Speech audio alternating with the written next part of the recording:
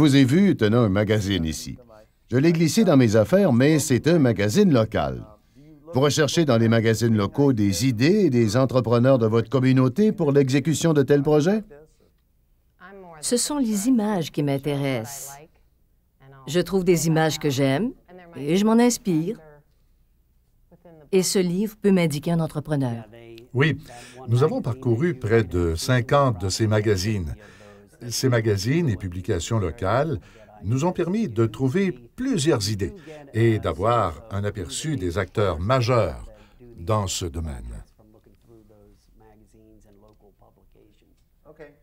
D'accord. Alors la taille de l'annonce a également un impact. Oui, tout à fait. Je pense que plus on voit le nom d'une société ainsi que des échantillons de ses travaux dans ses publications, plus on développe un sentiment de familiarité, mais aussi de confort. D'accord. Il s'agit donc d'une manière pour eux de s'imposer. Ah, tout à fait. Alors l'exposition, les annonces dans les magazines et autres permettent de prendre des décisions éclairées. Tout à fait. Avez-vous déjà vu un accroche-porte? Quelqu'un qui a déjà collé sur votre maison un heurtoir? Comment vous appelez ça ici, un heurtoir? Ici, il les place dans les boîtes aux lettres pratiquement chaque semaine. Et c'est illégal, je pense bien. Non, la majorité vient avec le courrier en réalité. Ah, directement du courrier. Oui, un accroche-porte dans la boîte aux lettres. D'accord. Ces cartons sont-ils autorisés dans la communauté? Le démarchage est interdit, mais nous n'avons jamais vraiment eu de démarcheur.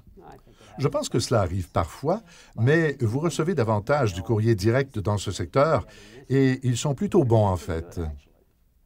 D'accord. Ce sont des circulaires. Ou alors le courrier se trouve dans des enveloppes?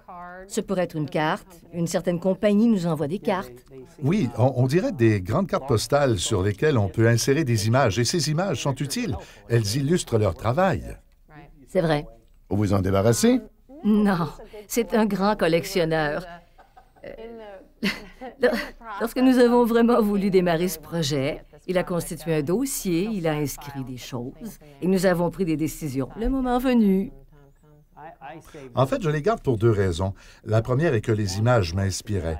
La seconde est qu'ils étaient un moyen d'identifier les choix qui s'offraient à nous avant que nous décidions avec qui travailler. C'est pourquoi j'ai dit plutôt que plus vous voyez une société et ses réalisations, ainsi que son nom et celui des produits qui y sont associés, plus vous avez confiance et pensez que vous devriez travailler avec ces personnes du fait qu'elles œuvrent beaucoup plus dans ce domaine. OK. Alors cette carte postale, finalement, a renforcé votre confiance dans la compagnie.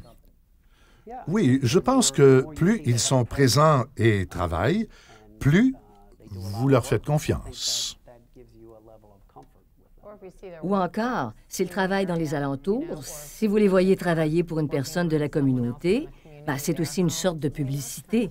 Je suis allée jusqu'à interpeller des gens et leur dire « Puis-je avoir votre carte? » Juste du fait que je me sentais plus en confiance vu leur travail sur la maison de mon voisin. Et vous vous dites qu'il a déjà procédé à un examen approfondi.